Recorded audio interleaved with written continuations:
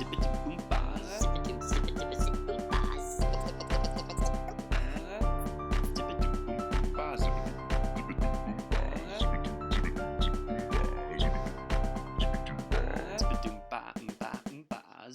everyone, my name is Reese Lindmark and you are listening to The Reese Show. On the show, we're trying to clarify what a good future looks like. I know we're all a bit sad about late-stage capitalism, and we want to transition to something, but we don't really know what's next. So, on the show, we interview experts about what is emerging, this beautiful future vision that we can all lean into. I hope it gives you a sense of purpose and clarity about the future. If you like the show, feel free to do something about it. You can leave us a 5-star review. You can tell your friends. You can name your first child Reese. Whatever makes you happy. And if you really dig it, we have an online school called Root, where we help folks understand these root level systems to find our route forward. We have cohorts of world-class systems thinkers that run every couple of months. So if you're interested in that, check us out at root.co. That's ROOTE.co. Thanks. Today I chat with Scott Dikkers, who was the founder and longest-running editor-in-chief of The Onion. And it's a great conversation. I mean, we chat a lot about satire as a medium and how satire is changing these days and how we should think about satire and fake news, satire and new kinds of media, like moving from newspapers to online influencers, a bunch of juicy stuff like that. So I hope you enjoy today's episode, Scott. Bye. Hello, listeners. Today I'm excited to chat with Scott Dikkers. Scott was a founding editor of The Onion and is the publication's longest-serving editor-in-chief. He co-wrote and edited 2 brilliant Onion books, Our Dumb Century, which was a New York Times bestseller, and Our Dumb World, which I actually have right next to me and loved it as a kid and still through today. And he also helped kickstart The Onion's online presence, including the Onion News Network. Scott, thanks so much for being on the show and welcome. Thanks for having me, Reese. Delighted to be here. Yeah, excited to dive in. So I think that a lot of today, I want to kind of understand your perspective on satire and how we should think about satire today. But before doing that, I just kind of want to understand your background a little bit better and understand what got you into writing comedically and satire, and how did you kind of did you always know you were meant to do something like this, or how did you kind of dive deeper into the world of satire? Yeah, I don't remember a time in my youth when I didn't want to do it, so it must go pretty far back. So I was always drawing little cartoons and writing little funny stories and performing for people. I always wanted to be funny. I learned early that when I was funny, people liked it, and that was real good positive reinforcement for me. And I definitely went in that direction. And I was surrounded by funny things in the culture. That's what I gravitated toward. Mad Magazine, Gilligan's Island was my favorite show. I Dream of Jeannie. Those were sort of my haunts as before I hit puberty. So, and before that, I would say Sesame Street had a big impact on me. And, it's a very intelligent, fast-moving show for kids. And Dr. Seuss, I was big on Dr. Seuss, which is really good satire for kids. So I think all that stuff really had an impact on me. It was just so imaginative and so interesting and so entertaining to me. So I didn't know what satire was, obviously, early, and a lot of those things didn't do satire. Only of the ones I mentioned, Dr. Seuss certainly, and maybe a little bit from Sesame Street. How does Dr. Seuss do satire, by the way? Tell me more about that.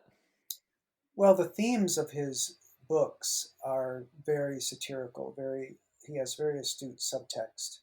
So the subtext of Horton Hears a Who is that every member of society, no matter how marginalized, is worth listening to. And that's a really meaningful bit of subtext. And I grew up, I'm an old man, I grew up in the era of Martin Luther King. And Martin Luther King was assassinated when I was 4 years old.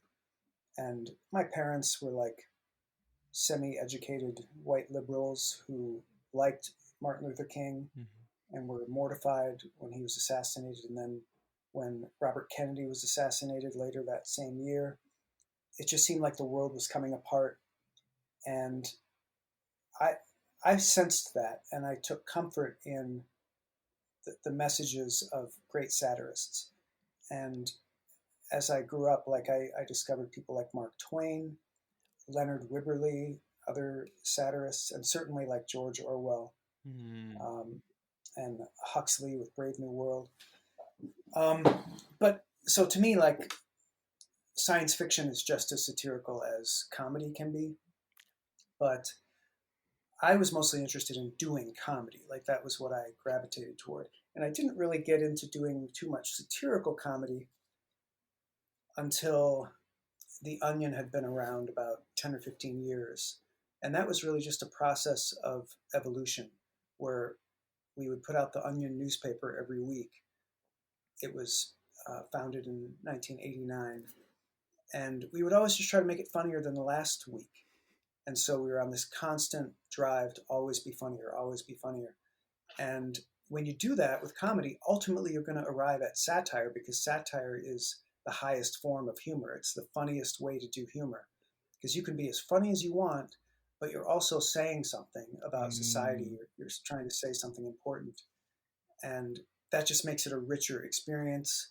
It makes it more broadly appealing because then not just everybody likes it, but the really smart people like it, and like the tastemakers and the critics. And that's kind of hard to do in comedy to get those people liking you early because typically comedians aren't really recognized for their work until long after they're gone. Yeah, or if you're doing It's poop just jokes, it's like poop yeah, jokes aren't for the high class tastemakers in society, but satire is. right. Well, you can do a satirical poop joke, which The Onion has done many. It's all a matter of layering the comedy so that you can appeal to the dumbest people and the smartest people at the same time. The other comic entities that do this well are The Simpsons, which debuted the same year as The Onion, and Pixar is really good at that. They're really good at making movies that a 3-year-old can go to and absolutely love, and the parent who has to take them to the theater can also enjoy it because there's so much rich grown-up subtext in Totally, it. totally. I feel there's a I played a lot of Magic or still play a lot of Magic the Gathering, and it Mm, also the head designer of Magic the Gathering talks about the idea of he calls this being lenticular, where you have a mm, lenticular lens where from one perspective it looks funny if you're watching the Pixar film and the kid sees the Schadenfreude or whatever, the physical humor, and laughs and loves it, and then the parent also gets to see the other side of the lens, which is brilliant, funny, like reflections on society. And so something like satire also does that kind of lenticular thing where both young and old. I'm also reminded of like Calvin and Hobbes for me did a yeah. really good job of that. Yeah, I would agree. And The Far Side was another good Yep. comic from that era that did that. And that's hard to do. Like it's really challenging and really difficult to add all those layers to make your work appeal to that really broad audience. And it's so much easier to just pick an age group and say, okay, that's my demographic. I'm going to hit them. And that's kind of what Mad Magazine did. They're like, okay, we're going to hit 13-year-old boys. That's going to be our thing. And we're not really going to try to reach anybody else. Hmm. And that's kind of how most marketing people think. Pick your demographic, go with them. That's your audience. I've never been interested in that. I want to appeal to, I want any human to pick up my work and look at it and get something out of it. That's cool. I like that desire, especially there's so much the ability to have layers and the ability for both young and old to get the message is like a very Yeah. powerful thing. Do you think this kind of leads me to think, how would you define satire? Like, I mean, you said the funny, but also says something about society. Is that how you would Mhm. define, or what? How do you see satire? Yeah, that's what satire is. It's simply entertainment. It doesn't have to be comedy, but any kind of entertainment that has a subtext that is something that the creator is saying about society or humanity. They're pointing out some fatal flaw or some problem with the way things are that they would like to see fixed. So, Mark Twain in Huckleberry Finn, he was saying, hey, we should treat black people like equals. We shouldn't make them a second class citizen. Um, that was an important message for people to hear in the 1800s. And George Orwell in Animal Farm was saying, "Hey, be careful who you give power to because power corrupts." But on the surface, you don't see those messages. You just see a funny adventure story about a boy and an escaped slave in Huckleberry Finn, and you see a really funny story about talking animals on a farm in George Orwell's Animal Farm. And so that's how satire works. It's just a, it's a type of humor in when we're talking just about comedy that has all the trappings of regular comedy, like say the Carol Burnett show, or pick your poison, Two and a Half Men, Friends, whatever. Those shows aren't satirical; they're just funny. People love them; they're really popular. Gilligan's Island, another example. But when they have something to say about society, and that comes through clearly, like The Simpsons is satirical because they're saying that Americans are stupid and lazy and dangerous. In just about every show, like that subtext comes through very clearly. Yeah. And so they're finding something wrong with society and they're pointing that out through humor.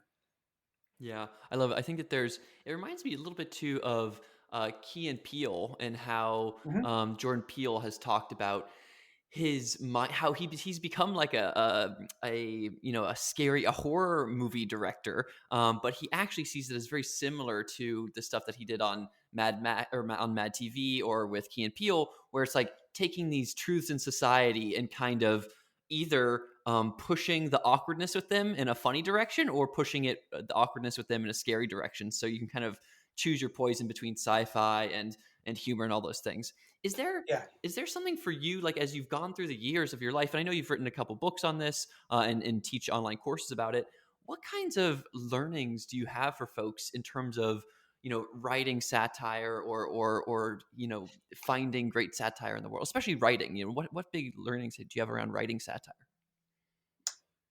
Yeah. So a lot. Yeah. There's a book. Yeah. I packed a lot of books with that information. But in short, like I'm trying to give guidance to people who want to write humor. And I always try to steer them toward satire because it's the most accessible type of humor and it will elevate their work. Like anybody can do satire. It doesn't have to be just the domain of, really smart people, really genius people, which I think is the stereotype. So, you take somebody like Jordan Peele, like obviously a super amazingly skilled writer Yeah. and performer, and but he's kind of making my point about satire and comedy being so similar. They can both be satirical. Satire, communicated through science fiction, uses like the macabre or the strange or the technologically impossible to convey its subtext, whereas comedy uses humor and jokes to convey its subtext, but they're both very similar. They work exactly the same way. And it's funny because I'm similar. Like I write a lot of science fiction books under a pen name that I don't tell people about because it's like I'm not Jordan Peele, so I'm not going to go out and make a science fiction or a horror movie. I prefer to do those things kind of like as experiments to see if I can succeed without anyone knowing who I am. But the main thing I try to teach people is who want to write satire is to write every day and try to write according to certain principles for how comedy is written well. And I spell out all those principles in my first nonfiction book called How to Write Funny, where people can learn how you structure a joke and why jokes work and how they work and how you can come up with jokes. And then just get them working so that they're constantly producing, they're putting it out there in front of people to get feedback. And that's how everybody learns. You write, put it out there, you learn, you write some more, you put it out there some more, rinse and repeat. Yep. Love it. And I love that something like The Onion is the perfect vehicle for that back in the old days where it's just like, yeah, every week, it's got to come out every Mm-hmm. week. And so you're getting better every time. So let's kind of transition Yeah. or go. Mm-hmm. I was going to say, I'm lazy. So even though the advice I give is write every day, put stuff out there, I wouldn't have done that if I hadn't had this external force that compelled me to do it. And The Onion was a perfect accountability tool. It was like, well, you have to fill 8 pages of this newspaper every week with funny stuff or you're out of business, you know? So couldn't afford to have writer's block, couldn't afford to say, nah, I just don't feel like it this week. And that was a really great lesson. It was a really great way to force myself to keep working and keep growing. Yeah, 100%. It's I have a newsletter every week, and it's just like it has to come out every Monday, even if I don't want to. It's just, Mm-hmm. and so it's a good forcing function. So I want to Absolutely. transition a little bit into like the Onion and talking about satires of these days. So first, this Onion book, I want to use Our Dumb World, this book that you wrote and co-edited. It was the second Onion book as an example of to kind of dive into some of these questions on satire. And just a note for listeners, I have the Our Dumb World book, next to me right now. Some of the hilarious jokes that I love are just on the front cover. We're not even getting into the book yet. It says, it says free globe inside. And it says now with 30% more Asia. And then like down below it says, fewer clouds on maps and curvier latitude lines. I just think that is so freaking funny because like maps are just maps, and it's like, what do you want with your maps? More Asia, baby. Like that's what you want. So it's a juicy, amazing book. What Thank you. what for you as you were, and it goes kind of through just like a normal Alice does, and like says, hey, this country is like this country is like this. Do you remember some of your like favorite parts of the book, or maybe something you would change from it, or any kind of stories from the book? Yeah, I remember how challenging it was because the first original Onion book was Our Dumb Century, which was a look back at the 20th century through fake front pages of the Onion, pretending the Onion had been a major newspaper for 100 years. And that was fun and relatively easy because there were such big tentpole moments of the century that you could make jokes about and everybody remembered them, and they were just rich, and there were so many characters and so much misbehavior. It was just like just rich soil for telling jokes. Then I got this idea, okay, we should do an atlas because it would be a really funny vehicle for comedy. We could make fun of all the countries, et cetera, et cetera. But then get down to actually doing the work and like try to come up with a whole page of jokes about Burkina Faso. Like, what does anybody know about that country? What reference points are there? Like, who are the people there? Like, there's nothing. It's like ultimately you're making jokes about the mountain formations, and it's just agony. So I do remember that being really hard, and we had an incredible staff of funny people who paired up. So I had these writing teams who basically took different sections. One team took Africa, one team took Europe, etc. And they did amazing work. The whole team like brainstormed ideas, and then the individual teams like tried to come up with cohesive takes on each country so that there would be some point of reference that you could launch off of to make jokes. And it was a real delight. A lot of those people were new writers, like freshly hired, and they were just, I saw them come into their own on this project, and it was really amazing. That was like the funnest, most rewarding thing for me, was to see those people really like flower um, as writers, as satirists on this project. It was pretty incredible. Yeah, and the note about like Burkina Faso and stuff. There's some countries that are in the book of like, and you're just like upfront with it, where you're just like, I don't know, maybe it's Burkina Faso, maybe it's another one. You just say like the headline of the country will be like, no one gives a shit about this country or whatever. Right, right, We know nothing about it, and like the whole shtick will be about that, which is funny. right. Well, I think Rwanda was um, the land that Time, Newsweek, and USA Today forgot. Um, so it's like nobody knows anything about it except, oh, there was a genocide there, but nobody cares anymore. Uh-huh. Uh-huh. That lets me let's use that as a lead into, because I think it is the Rwanda page, which has for me one of my favorite jokes in the book, but also one that maybe is a good lens to view like what is and is not okay with satire. And I think the Right. joke is there's this picture of a kid who's 4 years old or whatever, kind of naked African child holding a machete, and it says something like 4-year-old searches for his parents, comma, so he can kill them. and that's Right. like that's a joke that cuts deep, Yeah. how do you think about the okayness or not okayness of jokes and yeah, where with that as an example, how do you think about that? Well, I have a formula for that, and it comes from having done it for decades. There's very much like a best practices for how to tell edgy jokes that work. And a lot of it is like who's your audience, and like if you're in mixed company, there are certain jokes you don't want to tell because people are going to be offended or whatever. But I mean, I'm sure you've heard the phrase, equal opportunity offender. The Mhm. Onion is a publication that makes fun of everything, so that means we can make fun of anything. We don't have to be we don't have to walk on eggshells about any particular group or anything like that. Like there's another picture on that page of a woman carrying a basket on her head and it's filled with corpses, Mhm. So yeah, the first of all, the equation comedy equals tragedy plus time is absolutely usable and accurate and decent formula for making sure that your jokes are appropriate. Mhm. If you don't want to make them appropriate, and let's be honest, who likes appropriate humor? Like everybody likes their humor to be a little inappropriate. And so if you just take the time out of that equation, you get comedy equals tragedy. And I knew this, like, and all the other writers at The Onion knew this, that everybody who's funny draws on their own personal tragedy to find humor. Humor comes from pain. Like, we all know this. So the world is filled with tragedies, and you can take any of that and you can turn it into a joke. You just have to use the right tools. And again, I go over all those tools in my book, but like the kid with the machete and so forth, that's a hyperbole joke. So it's using the humor tool of hyperbole to tell the story of Rwanda, which is a horrible, tragic story. And it's not offensive because it's in the context of uh, the Onion. It's in the context of humor, and a lot of that has to do with like branding.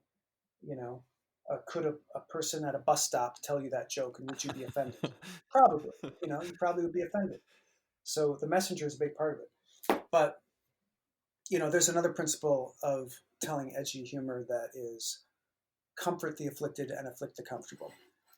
And so you always want to be punching up and you want to be lifting up. So if you're making fun of the downtrodden, that's a problem. For edgy humor, you want to appear as though you're punching down, but not actually be punching down. So if you look at the subtext of a joke like that Rwandan baby with the machete, it appears as though the Onion is making fun of, Africans who killing themselves or whatever, but it's not. It just appears to be on the surface. If you dig deep, you realize the true subtext is, oh my God, isn't it horrible that this is how these people have to live? Mhm. And that's an empathetic type of subtext that has a sense of humanity to it. And when that's your subtext, you can tell a joke about anything. Yeah, that's fascinating. I think that so I'm hearing that. I mean, I love, yeah, the Onion. I think that it makes it so much sense that both the messenger and the context are crucial here. Where it's like on Mm-hmm. the bus stop, if you just have a person spouting off random weird satire stuff, you're like, yo, that's a little bit much. But then you can read the Onion at that same bus stop and be like, okay, this is coming from a place that's known for this and that does it for lots of different things and people. So that all kind of makes sense to Yeah. me. Yeah, or use it in a different context. Imagine Will Ferrell is at the bus stop and he's talking Yeah. to you. Everything he says, you're going to laugh at Yeah. because he's Will Ferrell. But if some crazy person that you've never seen before, who's Mhm. smelly, is saying the exact same thing, you're going to be creeped out and you're going to want to get the hell out of there. Mhm. Yeah, that's funny. So, yeah, context is everything in comedy. Yeah, that makes sense. And I think that yeah, and I think I mostly, yeah, I definitely, I mean, well, one thing that I actually want to dive in there just to understand your view on comedy here is, the reason you talked about how pain is where comedy comes from, and Yeah, it's often. yeah, often, yeah, often. How, like, why is that? And why are we laughing at pain? And this is kind of like a more meta question about like what is comedy generally? So dive into that for a Yeah. second. Yeah, no, it's a coping mechanism. That's all it really is. And I'm pretty sure that's why it developed in humans, because pain is hard, and tragedy and hardship is really hard. We need something to, we need a release valve. We need a way to calm ourselves and a salve. What better than being able to laugh about it? Because laughing is is something that like enhances the bond between people. When people laugh together, they feel bonded, and that's a healing thing. I'm sure you've experienced this at a time of tragedy, maybe at a funeral or when something really terrible has happened. Sometimes, like a joke in that moment just feels so amazing, Uh-huh. because you need it. It's like a release. And at some point, we realized that the Onion was kind of like had permission to be that for the nation. Like we could tell the jokes so that people could laugh at how horrible everything Uh-huh. was. That's interesting. Yeah, it reminds me of my mom died in last year in May, and my brother and I were joking about her and how it was, we were things that we would want to do, like eating candy or whatever. We'd say, "Oh, well, our mom would want us to do it." Like this is our mom. It's like, Right, and so right. things like it was, and so it's this ability to joke about that or to pretend we would pretend to be her, like her dead self. Like those things were funny, and so they were very helpful there. I think there also shows a sense of understanding. Like the only way this kind of like the whole part of the, especially within satire and in the subtext there, it's like you have to be able to understand the thing really well in order to make fun of it. Like if you say, Mhm. yeah, so I think that that's another crucial part of humor is kind of signaling understanding to folks. Do you think Yeah, I would agree. do you think that there's a so thinking about the role that the Onion played and like and kind of transitioning now into like today's society almost in satire, like our society as it is, and we were chatting, you and I, before the show about, uh, me being excited for 2021, but you were like, it's been a crazy year thus far. How should we think about as society kind of ramps up its craziness or whatever? It's like, jokes about climate change or jokes about like, how should we think about making fun of that? Like, how can we make fun of reality if it is so crazy or scary? Well, we have to. Like, I think it's really important to do that. And for people who are really in the know and follow the news and realize just how dire the climate change situation is and how it's essentially too late to fix anything or change anything, Hmm. we're going to need some sort of miracle. We need humor. Like, it's one person, Guy McPherson, who's environmental scientist, he says that humor, or rather gallows humor, is the sixth stage of grief. So after acceptance comes gallows humor, because it's like, all right, uh, everything's screwed. It's all you can do is laugh at it at this point. And so that's how you have to get by. Like without that, you'd just be depressed. And that for a lot of people, especially writers at the Onion, and I guess I'd put myself in this category. Without humor, we'd be depressed people. We would just be sad. Humor is like what saved us or what makes us functional. So we use it to channel all the stimuli that we're getting in the world. We kind of have to filter it through humor in order to make it acceptable. Yeah, that makes sense. And that kind of it's like a classic comedian. Like all comedians are actually really depressed people, and this is how they, express it to the world. Yeah, there's this old saying. I don't know if it's a saying, sort of an old stereotype of comedy writers in Hollywood. Like, don't invite a comedy writer to a party because they'll just bring the energy way down. They'll just sit in the corner and complain. That's funny. That's funny.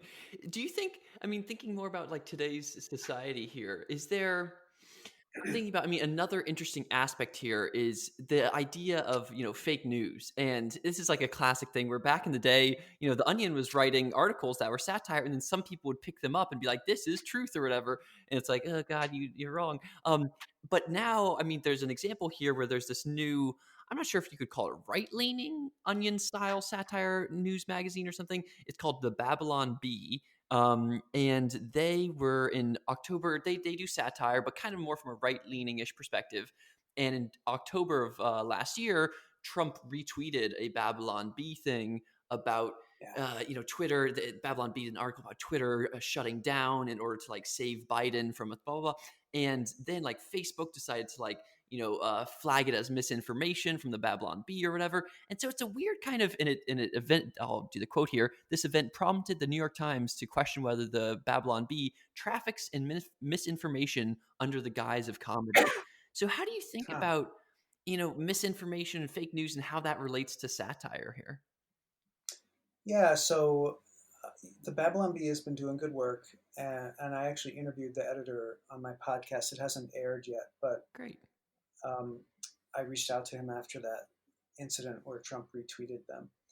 But yeah, so they're obviously following in the Onion's mold, and part of me is like I feel at fault because of the Onion, because for how fake news has become a vehicle for legitimate propaganda that's really doing harm, where people put out misleading news and then they can label it satire when really they just don't even understand what satire is. They think making up news is satire, which is not what it is. And but then part of me feels totally blameless in the whole affair because I feel like really it's just a failure of the American educational system that people in America, especially other countries, not don't have this problem as much.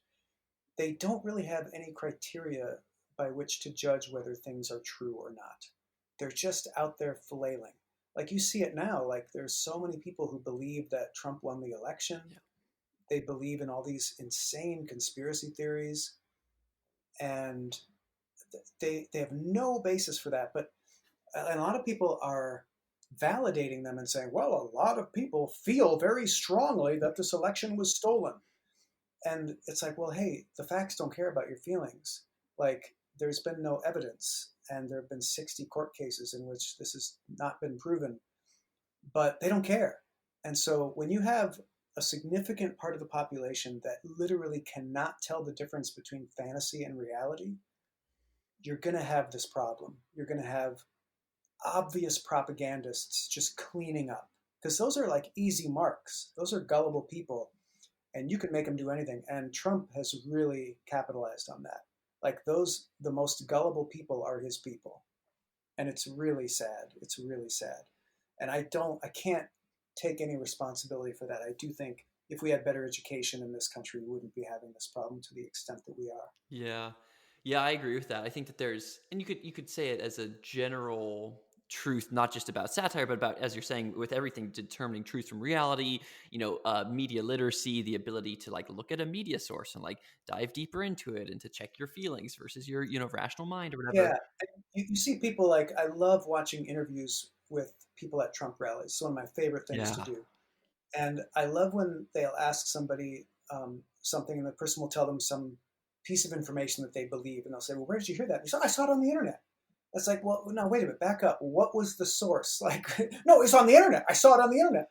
They have no concept of verifying a source or like making sure that it's a reputable source, or fact checking. They have no sense of that. It's fascinating. Yeah, it is fascinating. I mean, and I agree. Those uh, have you seen All Gas No Breaks, that YouTube channel?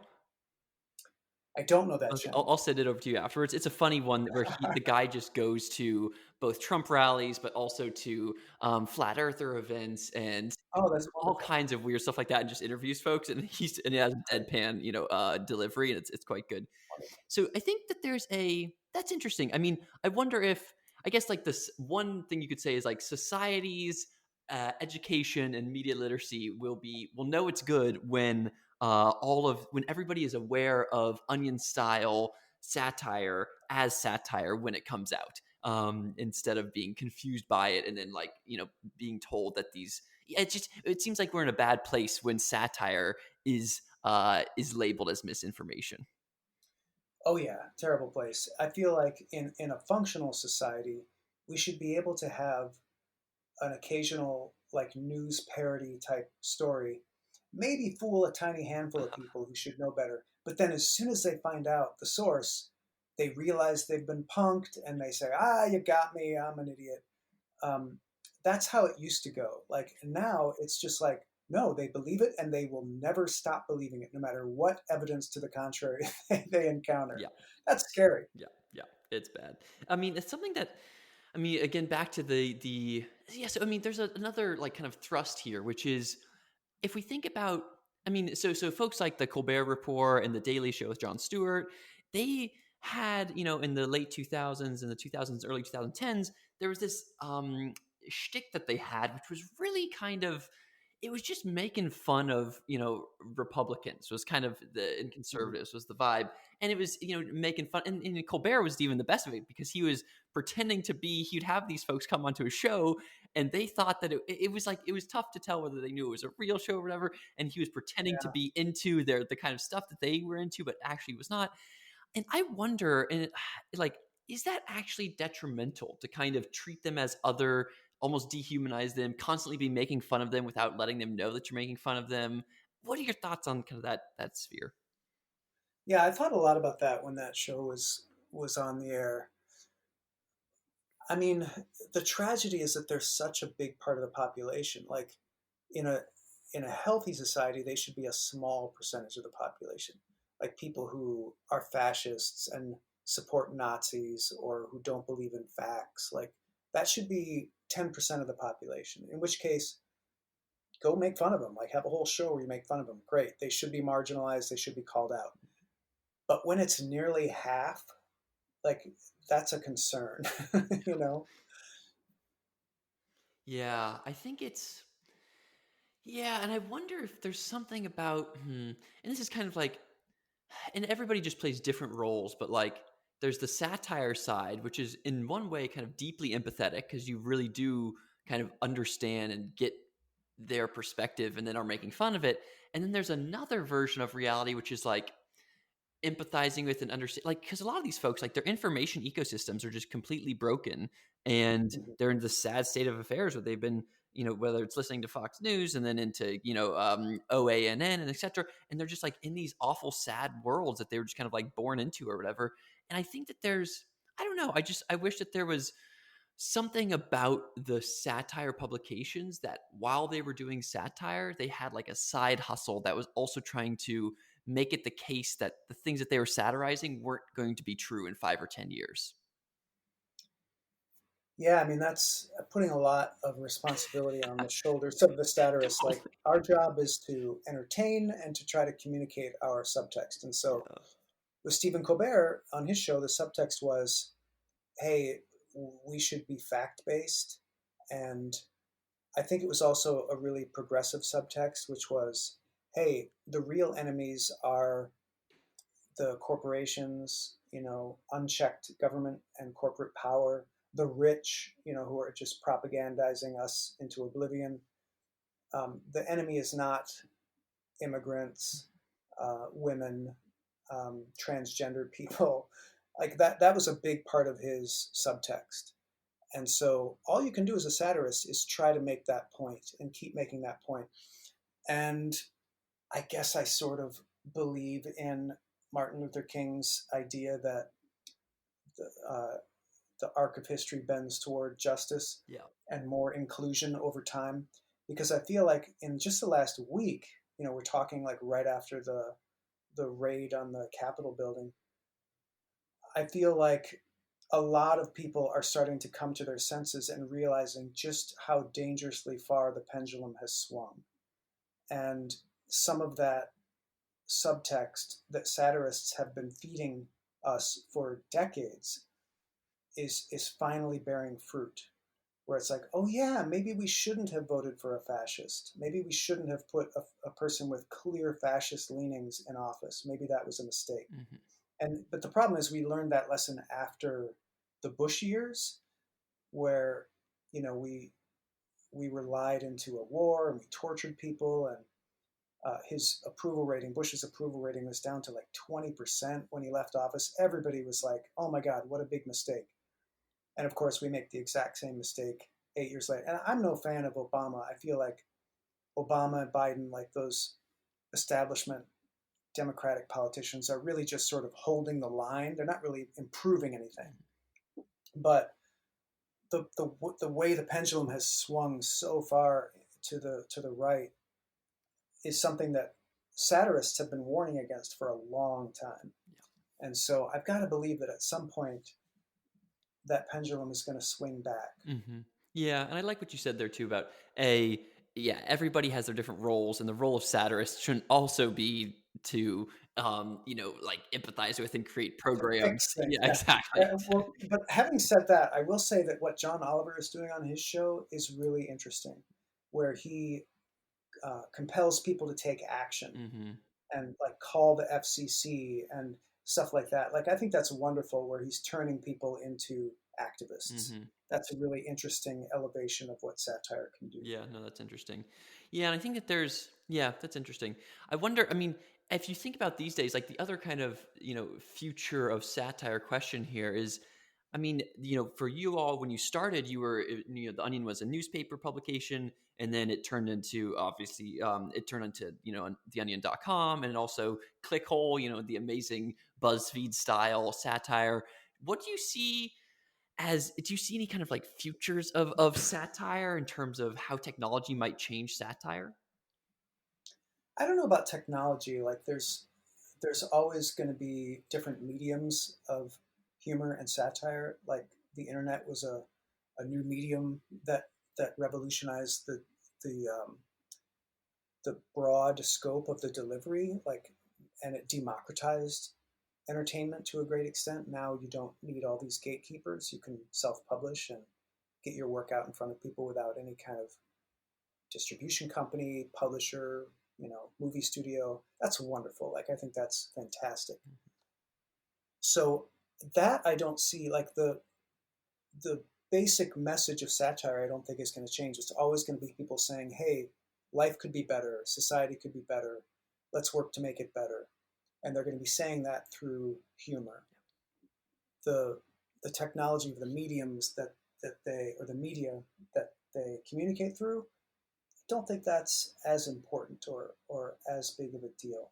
But where I think it's going to go, where I think it's already going, is it's moving away from news parody, where it was seeded pretty powerfully for about 20 years because of The Onion and The Daily Show and The Colbert Show. And now there's so many spin-offs, and I feel like people, they get that. But what works in comedy is the new and the thing that breaks the mold. So there was a website recently, it had to be shut down because Tumblr decided they weren't going to have swearing and X-rated material anymore. But Liartown USA was a wonderful, wonderful satirical blog that was so funny. Thankfully, he put out a book um, called Liartown USA: The First 4 Years that reproduced all of the work from his website. And it had nothing to do with fake news, but it was a really powerful piece of work, powerful piece of satirical humor that takes you by surprise because it comes at you from a direction you don't expect. And that's probably what's going to happen in the future. So that was really exciting to me. Like somebody like Connor O'Malley is really exciting to me. I don't know if you know who he is. No, yeah. Tell me a little bit before. Yeah, what does Conor O'Malley do? Connor O'Malley was a guy just going through the improv schools in Chicago and making little short videos. And he was doing these online stunts where he would review products under a fake name. And all the stuff he did was just really funny and really clever. And now he's gotten a pretty big following and a big platform. And he got hired to write for the Seth Meyers show. But he makes these videos where he pretends he's a Trump supporter. For a while, he was a Trump supporter. Then he bailed on Trump and he became a Howard Schultz supporter. And he's insane. Like his videos are insane and they're worth checking out. And again, it sort of takes you by surprise. Like just how unhinged he seems is really refreshing and interesting and funny. And it's counter programming to The Onion, which is told through this very straight AP style parody. Mm-hmm. So The Onion would never be unhinged. So he's kind of taking in a different direction. Yeah, I love that. I think I mean, a lot of what you said there is pretty juicy. I think there's the idea of the medium and how, as you're saying, like the medium does change things to some extent, but like it doesn't. A bigger part of them on the opposite side of the medium is kind of like what kind of subtext are people talking about, and also what are they parodying? And so you're saying that we used to be parodying newspapers, and now Mhm. something like Clickhole parodies BuzzFeed, and someone like Exactly. Conor O'Malley parodies the modern new day of influencers, and you can just see random YouTubers or Trump supporters or whatever face to face through the internet. And so he's kind of parodying one of them. What does Liartown USA do, by the way? Like, what are they parodying? He parodies the strangest things. He parodies the the screen on Netflix that shows up before you hit play. He parodies old record albums, old pulp comic books, signs at malls. Like he uses those as vehicles for his humor, and they're just fantastic. Um, totally worth checking out his work. Cool. But yeah, the message of satire is going to be unchanged no matter what the medium is. Like Conor O'Malley did a TV pilot, unfortunately didn't get bought, but he was doing like a conspiracy theorist in his basement who got his own TV show. So it was like an Alex Jones, a low rent Alex Jones, where his mom is upstairs, sort of thing, and really funny. I believe it's all online. You can check it out. But so there's always going to be new shows and new personalities to parody, Mm-hmm. and parody obviously is a great medium for satire. The Onion's been parodying a newspaper and website for a long time to great effect, and I'm a huge fan of it. Yeah. It doesn't have to be satire. Like you can do a parody without doing satire. Mm-hmm. Mm-hmm. Yeah, that makes sense. I think there's a funny. What it makes me think of too, and I just maybe want to get your thoughts on this is from a content perspective, the other thing that you can make fun of these days is like, or a new thing that's possible to make fun of, a newish thing is just like the tech world in general. And I'm reminded of whether it's Silicon Valley, or if we go to the kind of the sci-fi version of satire, something like Black Mirror, or if we go to some of y'all's work with the Onion back in the day, the like HP Cloud episode, where you're pretending to like talk about app and like these new tech things. I feel like that's another, especially for me, thinking about in my own work is very kind of tech facing, and so thinking about do you have any thoughts on like the funny things that folks could make fun of in the tech world? I mean, I'm not really big on the tech world Mm-hmm. specifically. Like, I think it's not as universal as satirizing things about human Mm-hmm. beings, uh, because so many people aren't in the tech world. I feel like it's really small. I mean, obviously, it's fun to make fun of once in a while. And we found on the Onion web videos that whenever we did a tech based story or a story about Apple or something like that, it would just go viral so much faster and bigger because everybody on the internet was interested in that stuff. It was pretty funny. That is funny, but yeah, there's just connecting to humans themselves is the easier thing. So you kind of It's more universal, like it's more lasting. hmm. Yeah, I think, and as we get to this kind of wrap up mode here, I think you kind of talked about some of the things you're like, some of your favorite modern satires, the Liartown USA, Connor O'Malley. Is there anything else that you're like watching or listening to these days and excited about? I mean, those are it in terms of satire. I'm always keeping my eyes open. I also enjoy humor that's not satirical. Mm. Like, I think bad lip reading is really funny. Um, and I love the democratization of humor that you have online now, where anybody can do something funny and put it out there, and it could rise to the top that day. Like, you never know. It doesn't always come from a professional source. Hmm. So that's really exciting. That kind of the whole world is workshopping jokes every day on Twitter. I love that. You know, I love that. Yeah, it's amazing. do you think, as a final section here, there's we'll play this game, underrated and overrated, where I'll just kind of say two big categories here, and you would just say why, kind of quickly, like, hey, whether it's overrated or underrated, and give your reason why. And the first one is puns. Do you think puns are overrated or underrated? I think they're underrated. I think puns can be really funny if used properly and used well. And I obviously go over how to use them in my book. Too much to go into here, way too much in the weeds. But they can be delightful. I don't know if you've noticed, but they're really popular nowadays on late night TV monologues, like Jimmy Kimmel. Like every other line will be a pun, Huh. and it it's pretty powerful. It can be really funny. That's interesting. Okay, so underrated. Got it. Seinfeld. Do you think Seinfeld is overrated or underrated? I think it's rated exactly the way it should be rated. It's considered one of the best TV sitcoms ever, which I think it is. It's an incredibly well written, funny show that, and everyone recognizes it as such. So I think it's in it's right where it should be. Okay, nice.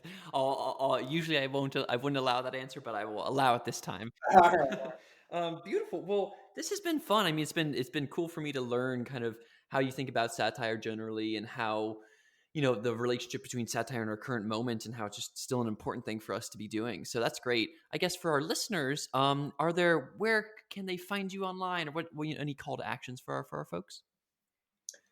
Yeah, I mean, if anybody wants to learn how to write comedy, I have a website called howtowritefunny.com. I've got a bunch of free ebooks there on how to get started writing humor.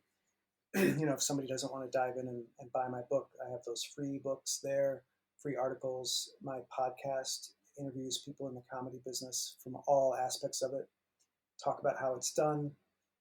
And I'm on Twitter and Facebook and Instagram and all that stuff. Scott Dikkers. I think even if you misspell my name, I show up. So that works out well for me. And I mentioned I'm writing science fiction novels under a pen name. I just started writing novels under my own name, which I'm really excited about. Put out my first novel last year, and going to be writing more this year. And those are self-published Cool. on Amazon. Cool. Yeah. That's very exciting. I think, yeah, and if nothing else, be excited. Definitely, listeners, check out the upcoming episode on Scott's podcast with the Babylon Bee guy, because it's a really, yeah, just Babylon Bee is a really cool, interesting satirist publication. So that one sounds juicy and fun. So thanks again. Yeah, we had a good conversation. Yeah, great. Thanks again for coming on today, Scott, and goodbye, everybody. My pleasure.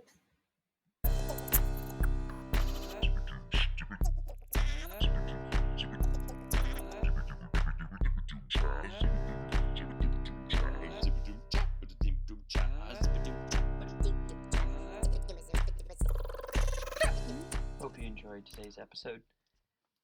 I want to focus most of my reflection on the idea of subtext and the relationship between the text and the subtext.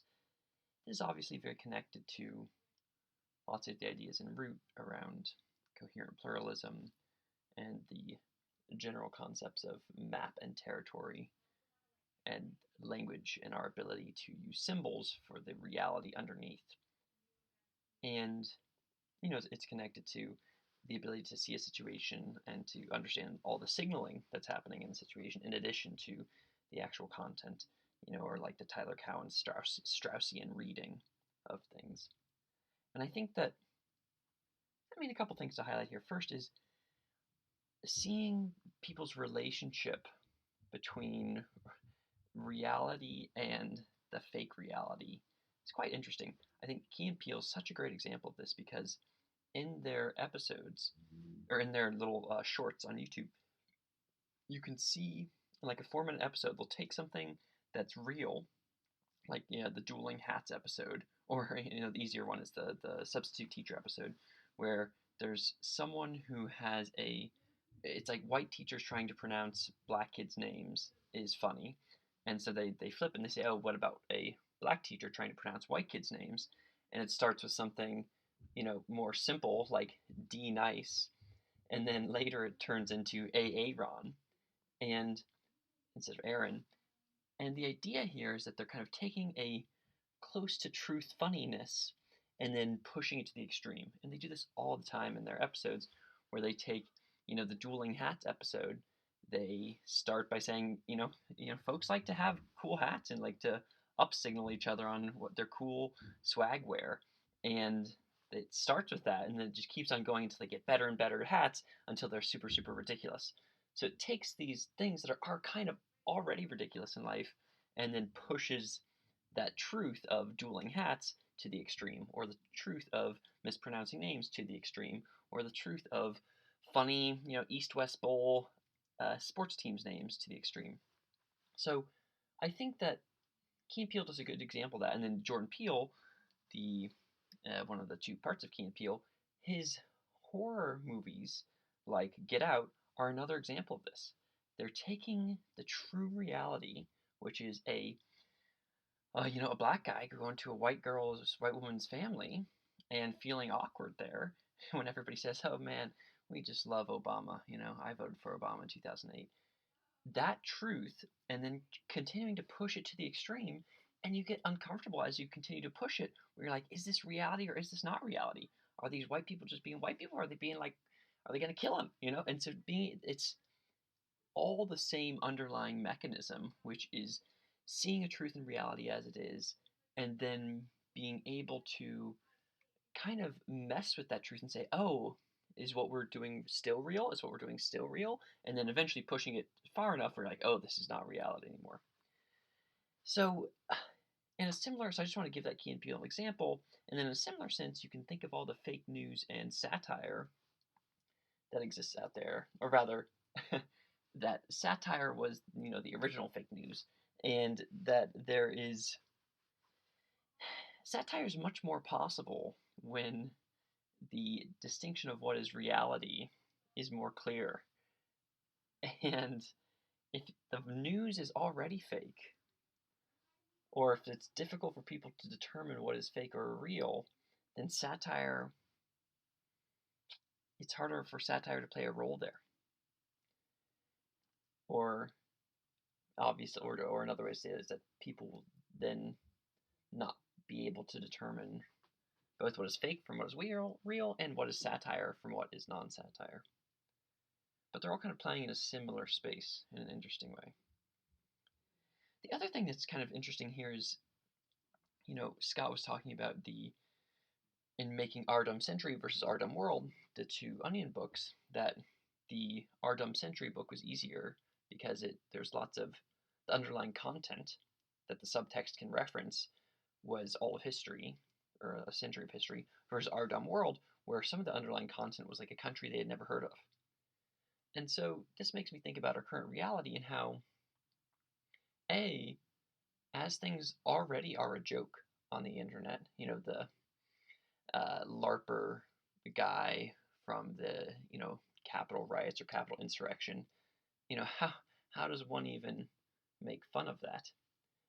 As the content is changing, how does the subtext or the satire change? And then similarly, how does as it gets more intense, as it becomes more climate crisis-y or authoritarian, is it is it okay and possible to make fun of? I'm curious, like whether there was Nazi satire at the time of the Nazis, for example.